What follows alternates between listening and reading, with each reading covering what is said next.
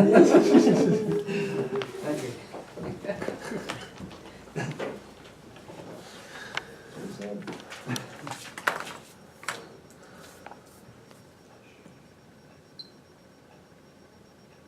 You wake up to an alarm. Bah, bah, bah, bah. When the alarm stops sounding, you listen. There's a fire. There's a fire on the ship. You crawl out of your bed. The rack that you sleep in is as tall as you are and just about as wide. So you have to crawl.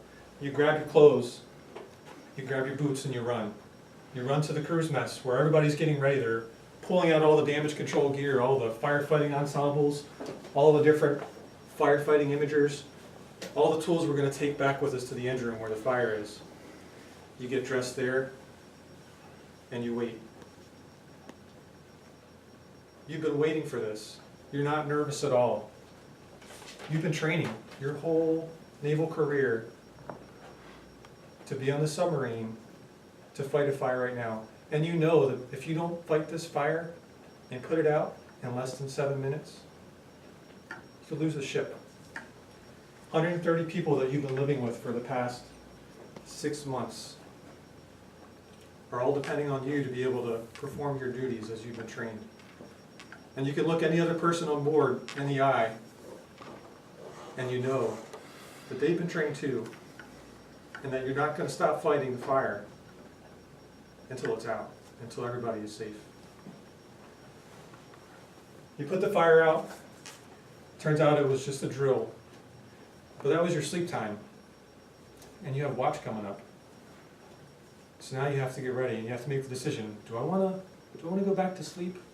I have maybe 45 minutes. Should I take the sleep? You've been here long enough to know that you always take the sleep when you get the chance. No doubt. You always take the chance to sleep. So you sleep for 45 minutes and then you wake up to a messenger coming into your room. Officer of the deck. It's your first wake up. You climb back out of your rack, you do the army crawl again. This time you're not grabbing your clothes and running naked down the hall. You're going to the shower. You're gonna freshen up. You get to the shower and you see that the showers have been secured. Because during the drill for the fire, one of the pieces of equipment that makes fresh water for the boat stopped working. And so now there's no fresh water for you to take a shower. You're going on 2 hours of sleep in what will be 30 hours by the time you're able to go back to sleep. And so you take a little bit of water to brush your teeth. You take the wipes that your wife sent you with. And you freshen up because anything's better than nothing at this point. You tour the boat, which doesn't take long because you're on a submarine. It's 150 feet long, 30 feet wide. There's only 3 levels. So in about 15 minutes, you know what's going on in the ship, and you're ready to go stand watch, but you need to eat first. So you go to the wardroom. It's about midnight. So for the midnight meal, you have 2 options. One option is leftovers. The other option is something fried. There's always something fried on a submarine. It's a matter of morale, I think. I'm not sure it has anything to do with health. But tonight, you have what we like to refer to as hamsters. Oh, yeah. And a hamster is a fried chicken cordon bleu, or the Navy's approximation of it. And it's delicious. I mean, you can't complain. You don't know what's really inside of it. It's supposed to be ham and cheese or something, but maybe it's not. It tastes better than the leftovers, so you scarf it down and you go stand your watch. And now you're on watch and it's 6 hours of going that way with no windows. You're on a submarine. There's one window, two windows, 2 periscopes. You can look through like that when you're at periscope depth, but tonight you're not. You're just going to move from one point to another so the ship can be where it needs to be. You get off watch, you have another meal. This time it's breakfast, which is usually pretty good. You play some cards maybe, and now you have 6 hours to take care of your day job. All the administration, all the training that you have to do, all the studying, exams, any interface you have to have with your crew members to take care of them. Then you go back to sleep, you do the whole thing again, 18-hour days, from the day you leave port till the day you come back home. If you're very lucky, every once in a while, someone else will stand your watch for you so that you get an extra 6 hours off. And what are you gonna do with that extra 6 hours? Sleep, because you don't miss an opportunity to sleep. And if the evaporator's working and making clean water, you're gonna get a shower. This is a monotonous life that you've chosen to live. Sometimes you wonder why you did it. But then, one morning, the messenger comes in, he says, "Officer of the deck, it's your first wake up." You climb out of your rack and you notice something different.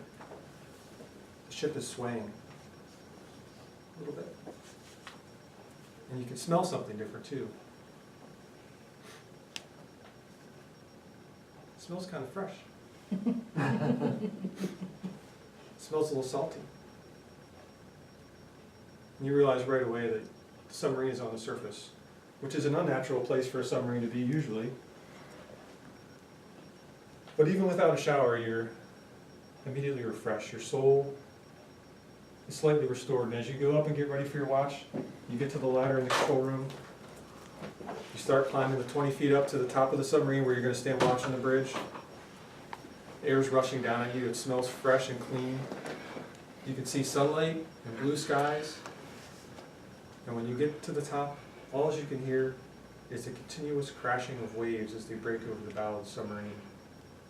You're up there alone, with the exception of the lookout, and he's got the good sense to keep his mouth shut while you feel this prisoner's escape from what you've been living for the last 6 months. And you know that when you think about this job in 10 years' time, this will be the part that you remember the most.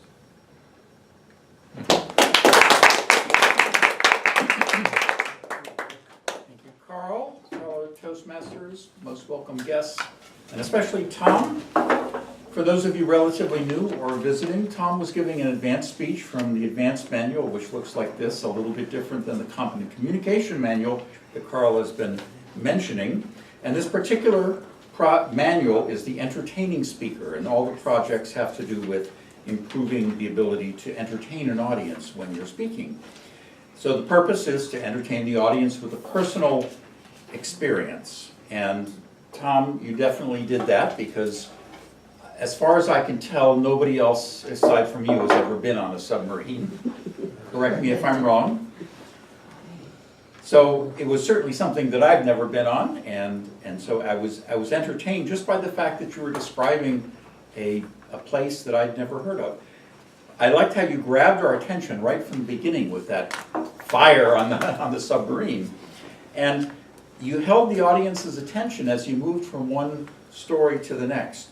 What I especially liked about this was that you used your voice, your loud voice in the beginning to grab our attention, and then later on you dropped your voice very quietly to give even more attention. So that was a very effective way to draw the audience in.